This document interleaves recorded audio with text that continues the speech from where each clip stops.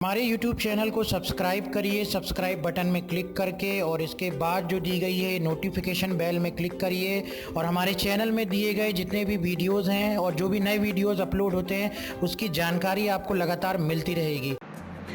MS Excel में आज हम समझने जा रहे हैं व्यू टैब के बारे में। तो व्यू टैब का अर्थ क्या होता है? जैसा कि इसका नाम है व्यू। व्यू का मतलब होता है कि जो भी वर्कशीट में आपने डेटा तैयार किया हुआ है उस डेटा को आप किस प्रकार से देखना चाहते हैं। तो जितने भी अपने वर्कशीट को देखने से संबंधित सारे ऑप्शन हैं वो व्यू टैब के अंतर्गत मिलेंगे। इसको समझने के लिए देखिए, एक वर्कशीट हमने यहाँ पर तैयार की हुई है, इसमें कुछ डेटा है। आप इस प्रकार से वर्कशीट टाइप भी कर सकते हैं। आप इंटरनेट में जाकर के एक्सेल एक्सरसाइज टाइप करेंगे तो आपको ऐसी बनी हुई बहुत सारी एक्सरसाइज मिल जाएंगी। आपको जरूरत नहीं है कि आप इतना सारा मैटर टाइप करें। आप गूगल में जाएं और वहां पे टाइप करें एक्सेल एक्सरसाइज, बहुत सी बनी हुई एक्सेल की फाइल मिल जाएंगी। उनको डाउनलोड कर लें और उसमें ही ये सारी चीजों की प्रैक्टिस कर लें। जरूरी नहीं कि आप इसमें इतना सारा टाइप करने में समय लगाएं। फिर भी यदि आपके कंप्यूटर में ये सारा कुछ बना हुआ है तो उसमें भी जाकर के आप व्यू टैब में जाकर के और सारे ऑप्शन की प्रैक्टिस कर सकते हो। तो देखो, व्यू टैब को अलग अलग ग्रुप में बांटा गया है। सबसे पहला है वर्कबुक व्यूज। वर्कबुक व्यूज का क्या यूज होता है? जो भी आप अपनी वर्कबुक में काम कर रहे हो उसको जो अलग अलग तरीके से आप देख सकते हो तो इस वर्कबुक व्यूज ऑप्शन के द्वारा देख सकते हो। जैसे कि पहला है नॉर्मल। जैसे ही अपन वर्कशीट को ओपन करते हैं तो बाय डिफॉल्ट मतलब सबसे नॉर्मल हमारा जो व्यू होता है वो नॉर्मल व्यू ही होता है। तो नॉर्मल व्यू में अभी हम देख रहे हैं कि हमको वर्कशीट कॉलम के रूप में और रो के रूप में दिखाई देती है और जहां जैसा डेटा हमको टाइप करना है या टाइप किया हुआ है वैसा हम नॉर्मली टाइप कर सकते हैं। तो जो डिफॉल्ट व्यू होता है हमारी वर्कशीट का वो होता है नॉर्मल व्यू। इसी प्रकार से दूसरा व्यू है page layout view. Page layout view क्या करता है देखते हैं स्क्रीन टिप में, इसमें लिख भी रहा है view the document as it will appears on the printed page. मतलब जब आप इसका प्रिंट आउट निकालोगे तो कैसा दिखने वाला है ये प्रिंट आउट में, पेज में कैसा प्रिंट होगा, उसको बोलते हैं page layout view. Use this view to see where pages begin and and and to view and headers और फुटर ऑन द पेज। इस व्यू में हम हेडर फुटर भी देख सकते हैं और हमारा पेज का मैटर कहाँ खत्म हो रहा है, कहाँ से शुरू हो रहा है, ये सारी जानकारी इस व्यू में हमको मिल जाएगी। तो चलिए इस व्यू में हम क्लिक करते हैं। जैसे इस व्यू में क्लिक करेंगे तो ये देखिए आप समझ गए होंगे कि हमारा एक पेज ये है। मतलब अगर हम प्रिंट निकालेंगे तो एक पेज में हमारा इतना मैटर प्रिंट होने वाला है। ये देखिए दूसरे पेज में इतना मैटर प्रिंट होगा, तीसरे पेज में इतना मैटर प्रिंट होगा, उसके बाद फिर नीचे की वर्कशीट में इतना प्रिंट होगा, फिर अगली वर्कशीट में इतना प्रिंट होगा। तो इस तरीके से हमारी पूरी वर्कशीट जो है इस तरीके से प्रिंट होने वाली है। इसमें एक चीज और बताई थी कि आप हेडर और फुटर भी जोड़ सकते हो। तो कैसे जोड़ेंगे ये देखिए, यहाँ क्लिक करके आप जो भी हेडर जोड़ना चाहते हैं, हमने यहाँ पर स्पोर्ट्स कंपनी इस प्रकार से लिख दिया, ये हेडर जोड़ दिया हमने यहाँ पर। और ये देखिए हेडर मतलब जो सभी पेज के ऊपर दिखाई दे, देखिए सभी पेज के ऊपर ये दिखाई दे रहा है।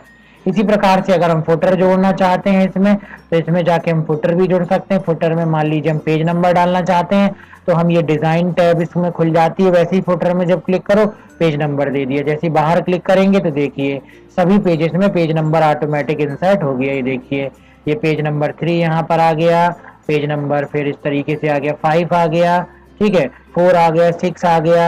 ये 3 5 4 6 क्यों आ रहा है इसके बारे में भी हम आपको आगे बताएंगे। अभी केवल हमने ये देखा है कि किस तरीके से हम पेज लेआउट का इस्तेमाल करेंगे और पेज लेआउट के द्वारा हम अपनी वर्कशीट के जो वर्कबुक में जो भी वर्कशीट है जिसमें हम वर्क कर रहे हैं वो प्रिंट आउट के समय में कैसा दिखाई देगा उसे हम देखते हैं पेज लेआउट ऑप्शन के द्वारा। नॉर्मल ऑप्शन में जाना है तो फिर से हम नॉर्मल कर देंगे तो हम नॉर्मल व्यू में आ जाते हैं। अगला है page break preview. Page break preview क्या करता है देखते हैं। इसमें भी देखिए स्क्रीन टिप में आ गया व्यू एंड प्रीव्यू ऑफ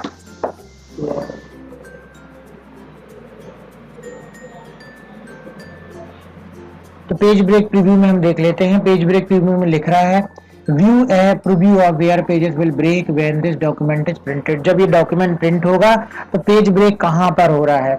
वैसे नॉर्मल व्यू में भी अभी हमें तो हमको यहां से पता चल जाता है लाइन से कि यहां पर पेज ब्रेक हो रहा है।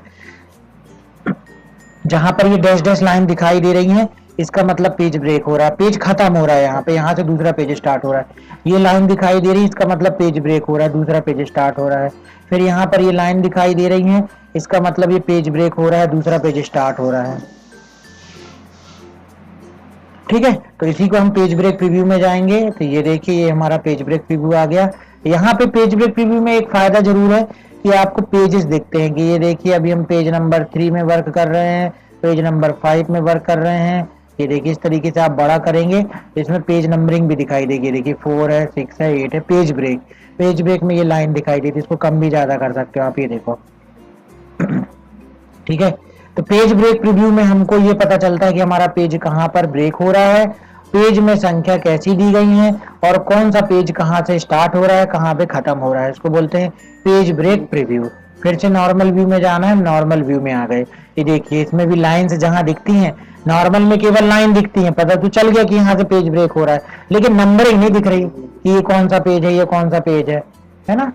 तो ये कहलाता है आपका पेज ब्रेक प्रीव्यू। ये देखिए पेज ब्रेक प्रीव्यू, ये देखिए आपको ये देखिए ये 1 नंबर का पेज दिखाई दे रहा है। इसी तरीके से 2 यहाँ पे है, 3 यहाँ पे है, 4 यहाँ पे है, 5 यहाँ पे, 6 यहाँ पे, 7 यहाँ पर, 8 यहाँ पर। ये इस तरीके से स्क्रॉल था, तब अपन को ये 3 पेज दिखाई दे रहा था, समझ गए। तो ऐसे करके पूरे पेजेस यहाँ पर दिखाई दे रहे हैं। नॉर्मल में जाएंगे, नॉर्मल पेज में हम आ गए। ये स्क्रॉल कर लो, आप बिल्कुल शुरुआत में आ जाएंगे। अगला दिया गया है कस्टम व्यू। कस्टम व्यू का क्या यूज होता है, देखिए मान लीजिए वर्कशीट में जो भी डेटा आपने तैयार किया हुआ है, इसमें किसी विशेष भाग में आपको फोकस करना है। जैसे इस भाग को सिलेक्ट कर लो, कस्टम व्यू में चले जाओ और ऐड में क्लिक कर दो। इस व्यू का हमने नाम दे दिया, मान लीजिए एरिया 1, इस तरीके से नाम दे दिया। जो भी हम नाम देना चाहते हैं नाम दे सकते हैं। ओके कर दिया। इसको भी हमको सिलेक्ट करना है, मान लीजिए इस भाग को कोई इंपॉर्टेंट है ये भाग, इसको हमने बना दिया। कस्टम व्यू में गए और ये देखिए जो पुराना व्यू आपने बनाया वो भी यहाँ जुड़ा हुआ दिखाई देगा। ऐड बटन में क्लिक किया हमने, यहाँ पर जाकर के दे दिया एरिया 2। जो भी आप लिखना चाहते लिख सकते हैं। अब इसका फायदा क्या हो रहा है, तो जब कभी आप इस वर्कशीट को ओपन करोगे तो यहाँ पे ये छोटी वर्कशीट है, मान लीजिए बहुत बड़ी वर्कशीट होती तो कस्टम व्यू में हम जाते हैं और ये देखो दोनों एरिया दिख रहे हैं। जिस भी एरिया को आपको सेलेक्ट करना है सेलेक्ट कर लो और जैसे ही शो बटन में क्लिक करोगे तो ये देखो ये डायरेक्ट वहां पर हाईलाइट कर देगा। फिर से कस्टम व्यू में जाओगे, एरिया 2 में सेलेक्ट करेंगे, जैसे ही शो बटन में क्लिक करेंगे तो ये दूसरा एरिया सेलेक्ट करेगा है। तो इससे क्या फायदा होता है कि डायरेक्टली हम, भले ही बहुत बड़ी वर्कशीट है, बहुत सारे पेजेस हैं, डायरेक्टली वहां जंप करके एकदम से फोकस कर सकते हैं कि हम इस एरिया में जाना चाहते हैं। इसको बोलते हैं कस्टम व्यू। कस्टम व्यू का मतलब यूजर अपने से वो जगह को सिलेक्ट करके बना लेता है ना। जैसे लिख भी रहा है save a set of display and print setting ऐसा कस्टम व्यू। आप उस व्यू को, जगह को सिलेक्ट कर लीजिए जिस जगह पे आप जो है, जिस जगह को आप हाईलाइट करना चाहते हो। अगला है फुल स्क्रीन व्यू। जैसे हम फुल स्क्रीन में क्लिक करेंगे तो हमारी वर्कशीट फुल स्क्रीन में आ गई। ये देखिए फुल स्क्रीन से बाहर आना है यदि आपको तो इसके 2 तरीके हैं। एस्केप की दबा दीजिए कीबोर्ड से, ये फुल स्क्रीन में आ गए। एस्केप की से भी बाहर आ जाएंगे, या राइट क्लिक करो और क्लोज फुल स्क्रीन, तो फुल स्क्रीन से हम बाहर आ जाएंगे। तो हमने सीखा कि व्यू टैब के अंतर्गत वर्कबुक के अलग अलग प्रकार के कौन कौन से व्यूज जो हैं वो हम देख सकते हैं। ये हमको प्रिंट आउट निकालने के पहले बहुत उपयोगी होते हैं कि हमने जो भी वर्कशीट में डेटा तैयार किया है उसको हम अलग अलग प्रकार से, कहीं ना कहीं हमारी जरूरत पड़ जाती है उनको अलग अलग व्यू के रूप में देखने के लिए।